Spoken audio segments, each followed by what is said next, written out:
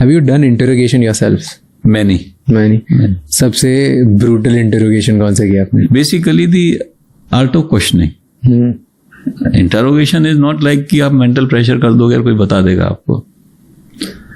See, the accused wants to come clean to you.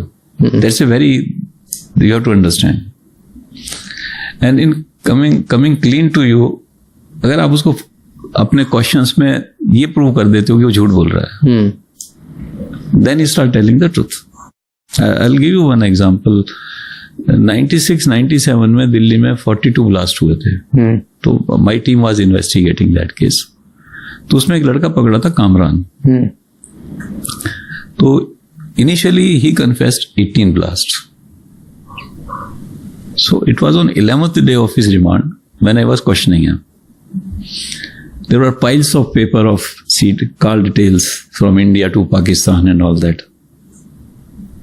So I told him, मैंने कि you are telling lie, झूठ बोल रहे हो. कहता जी कैसे? मैंने कि देखिए सारे रिकॉर्ड है, सारा चेक कर लिया, तुम्हारे अलावा पाकिस्तान में अब्दुल करीम टुंडा को और कोई फोन नहीं करता था. तो तुम कुछ ना कुछ झूठ बोल रहे हो.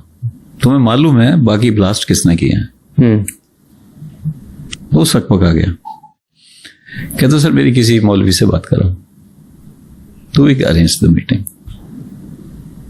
उसने क्या सवाल पूछा मौलवी से कि अगर मैं इनको बता देता हूं मेरे साथी कौन है तो क्या ये कुरान के हिसाब से गलत होगा?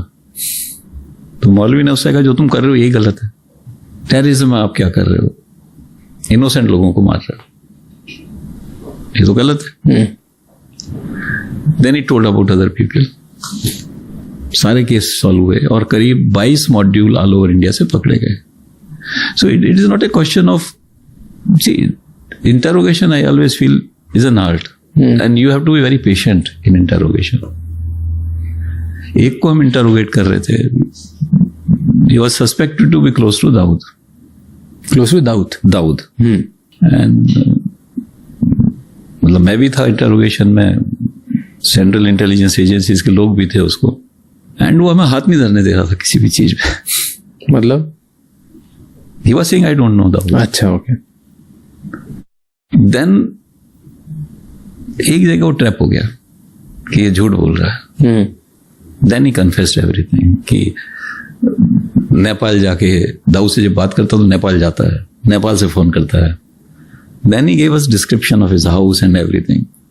But it took almost 8 hours questioning, not saying him anything else.